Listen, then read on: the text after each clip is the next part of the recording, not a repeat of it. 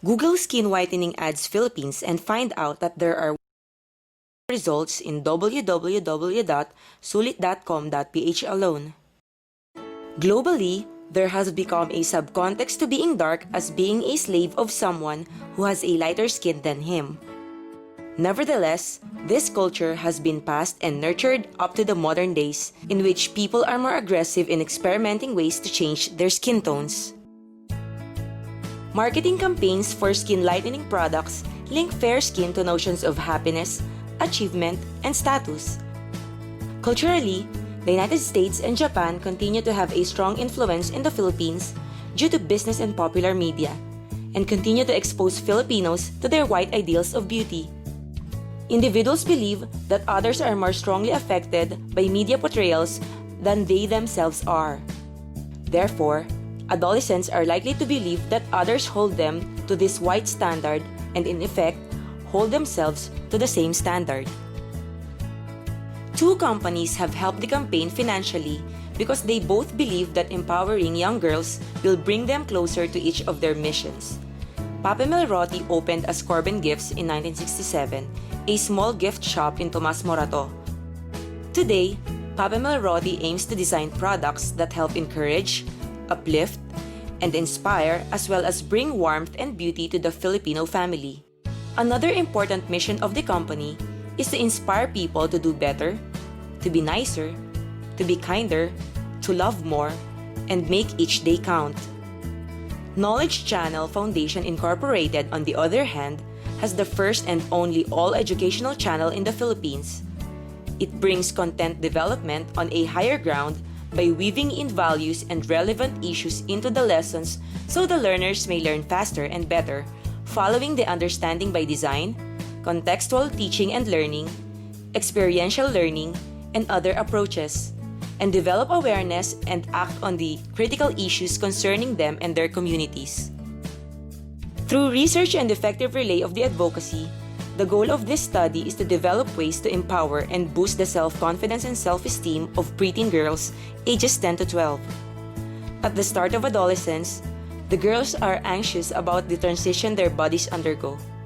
These developments may affect their attitude towards their physical appearance and eventually their outlook in life. During this stage of growth and development, girls may easily be affected by the things shown by media, mostly through television advertisements. It is imperative that as early as this stage, girls need to be motivated to love their skin colors to help them feel more beautiful and radiate that beauty by becoming more confident. Women empowerment must start young. This is the reason why the target market chosen is preteen girls ages 10 to 12. The target market, which is the preteen Filipina, may think that low self-esteem related to skin color is not an existing problem, since the society's norm dictates that women with lighter skin color are fairer and more beautiful by the dictate of media through advertisements and product promotions. In fact, 7 out of 10 girls wish they are lighter.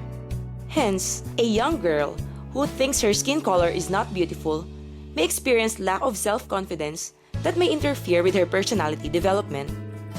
Research has found out that those with darker complexions are more likely to have negative self-esteem than those with lighter complexions.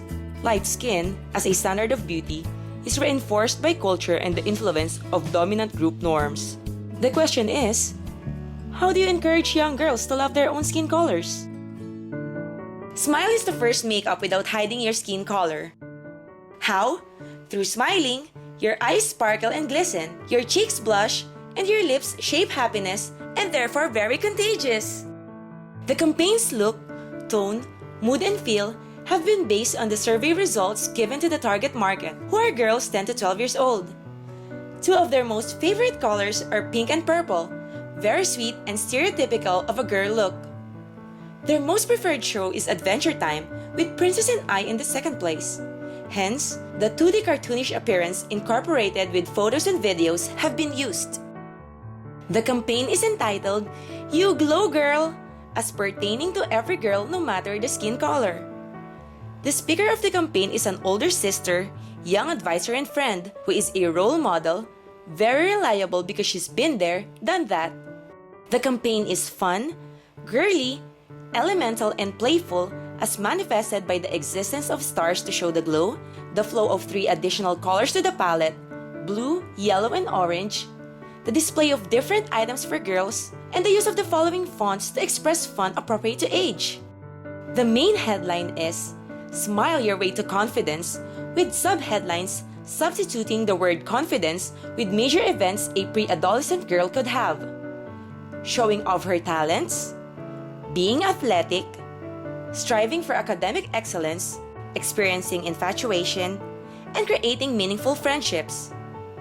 The soundmark of the campaign is One Direction's What Makes You Beautiful, covered by Matty B. The print ads are placed in pages of Candy and Total Girl magazines, the top magazines for girls and teens. The magazine issues are released to most bookstores and stands every month. The television ad is a 30-second commercial that promotes the advocacy through an ambassador, Nina Laurel of Knowledge Channel. This ad may also be played in schools' televisions, in the guidance offices, and corridors. Abby, 6 years ago, nag-start ako mag-host while experiencing changes in my body, like pimples, oily skin, first period, and to top that, I was darker than the other girls. But with support from my loved ones, hinarap ko ang challenges of being a teenager with a smile. Kayo rin, pwedeng maging maganda at confident katulad ko. Ako si Ate Nina Laurel ng K-Now, Morena, and Proud. Smile your way to confidence dahil kahit anong kulay ka pa, you glow, girl! Like us on Facebook! One special component of this campaign is the caravan that visits schools to promote the advocacy. A designed Volkswagen Combi van roams the metro to provide short talks for girls and install mirrors to different locations around school and design the existing mirrors in the girls' bathrooms.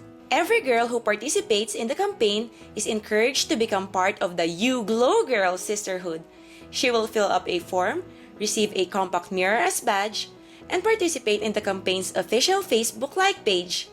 Questions and other interactions are to be posted by Ambassadors Wendy, Andrea, and Rose, who encourage the girls to share their experiences and successes in different endeavors. Other form of campaign promotions includes pencil topper dolls with bookmarks and stickers. Everything directs the receivers to the Facebook like page for information. Thanks for watching. You Glow Girl!